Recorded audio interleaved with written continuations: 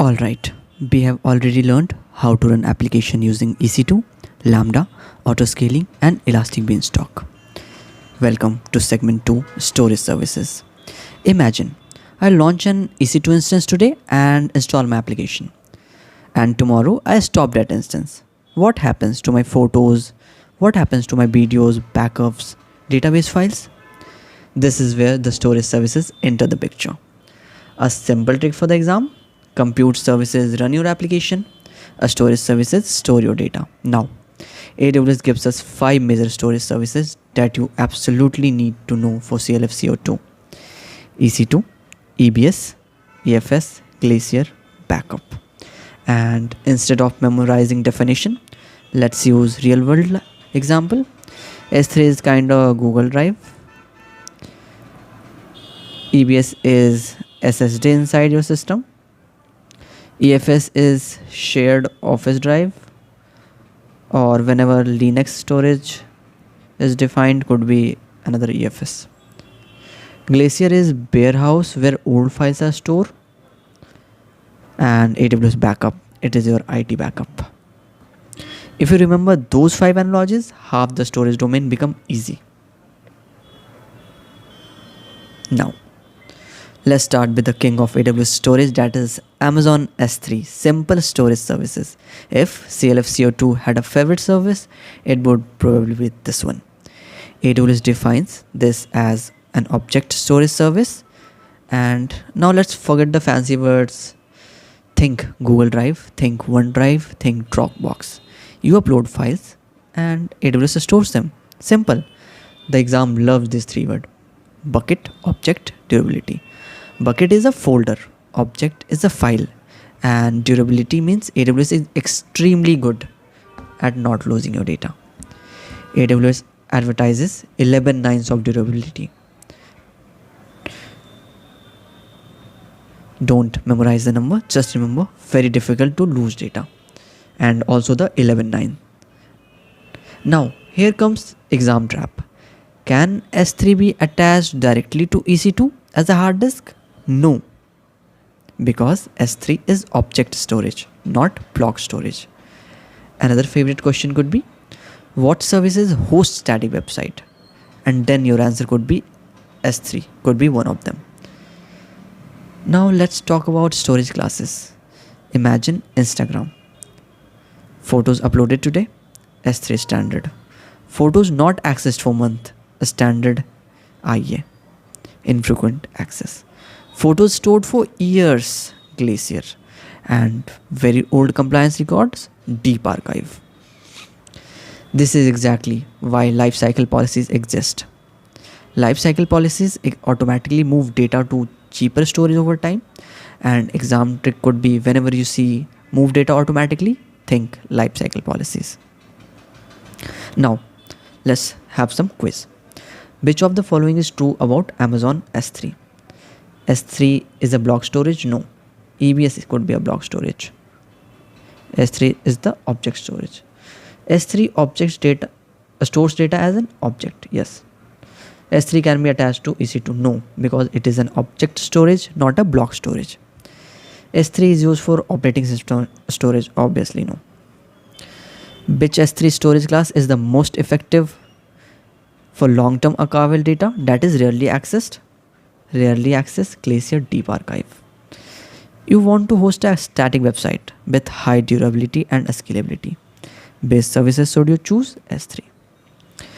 Which S3 feature allows you to automatically move object to a lower cost storage class over time? That could be lifecycle policies. So whenever in exam you see S3, object storage, bucket, durability, scalability, storage class, strong security. From this 11.9 availability, these storage classes and common use cases. Next one is Amazon EBS, Elastic Block Store. Amazon EBS provides block storage volumes for Amazon EC2 instances. That's the easiest definition. EBS is a hard disk for EC2. So imagine buying a laptop.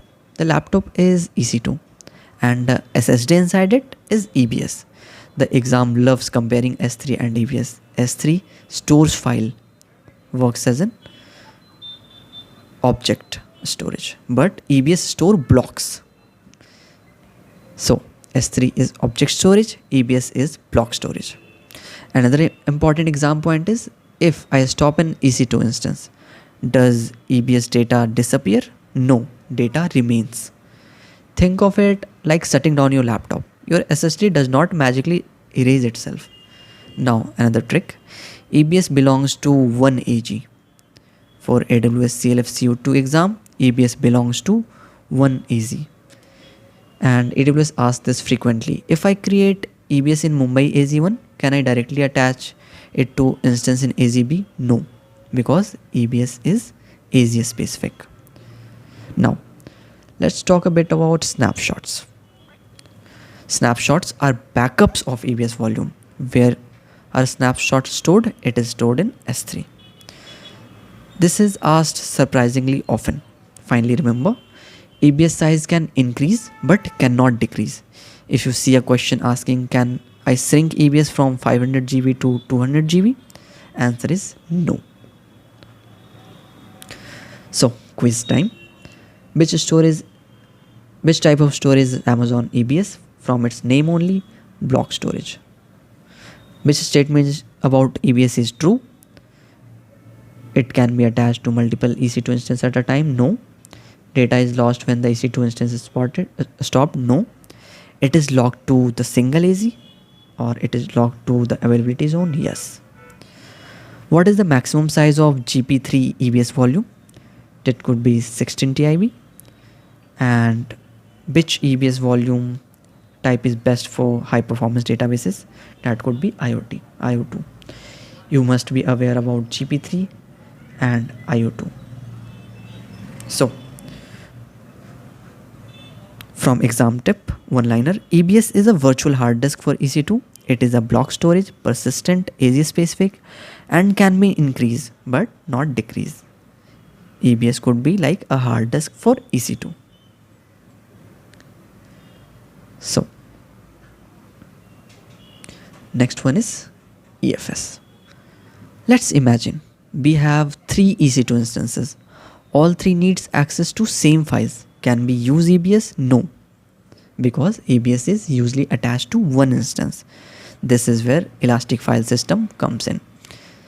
Think of it as a shared network drive, like a company shared folder. Everyone can access it simultaneously. And one of the easiest exam question could be, multiple EC2 instances need shared storage. Your direct answer could be EFS. Another keyword, EFS uses network file system protocol. Network file system protocol. Whenever you see NFS and the option contain EFS, just imagine AWS want you to think of EFS. Now, compare EBS, that is the personal SSD, with EFS, that is the shared office drive. Huge difference. And EFS scales automatically, no capacity planning. Add more files, AWS expands it automatically. So, quiz time in exam style. Which of the following is true about Amazon EFS? EFS is a block storage? No. EBS is a block storage. EFS can be mounted on multiple EC2 instances? Yes. EFS stores data as object in bucket? No. EFS is only for Windows instances? No. Which protocol does Amazon EFS uses to connect to Linux instance? NFS, network file system.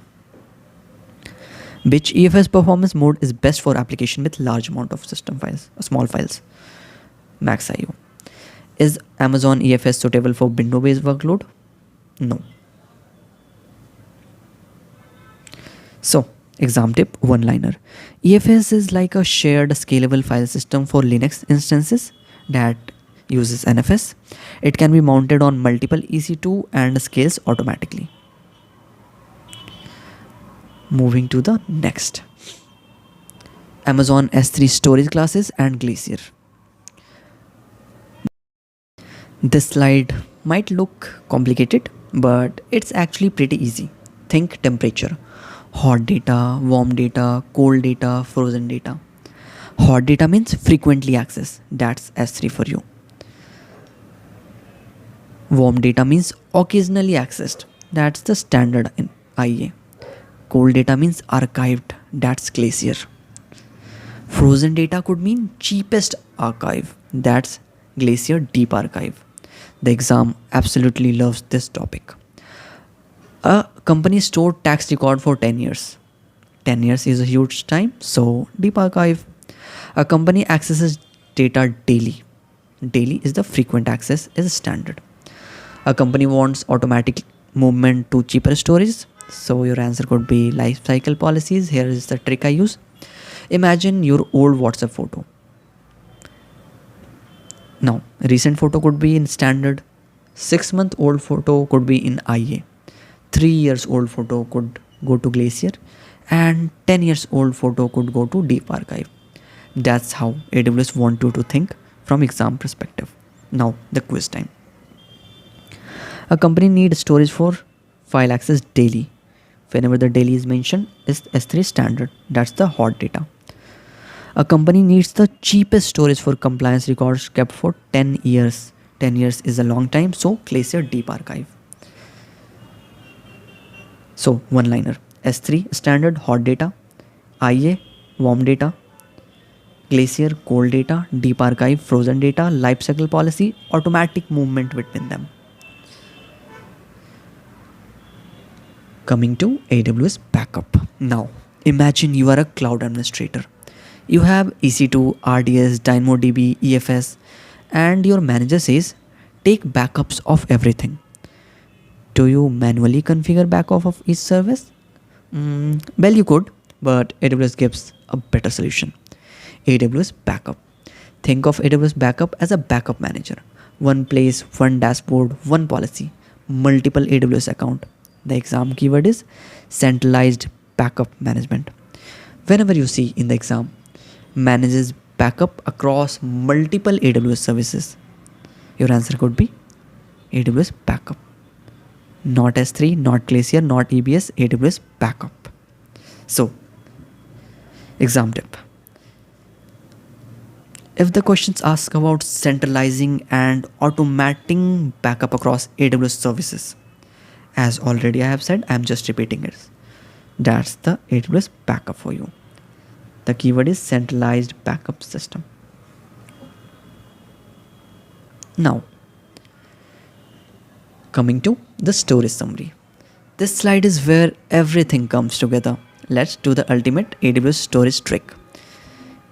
S3 stores, EBS drives, EFS shares, Glacier archives, Backup protects.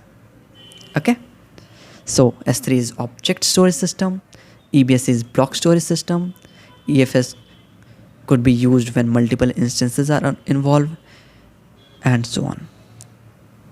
Now, almost every CLF C02 storage question becomes easier. Just imagine, need to store photos, S3. Need a hard disk of EC2, EBS. Need shared storage, EFS. Need long-term archive, Glacier. And when needs centralized backup management, we have already discussed in the last slide, that's AWS Backup. That's it. Storage is one of the easiest scoring section in CLF C02 if you remember those 5 one-liners.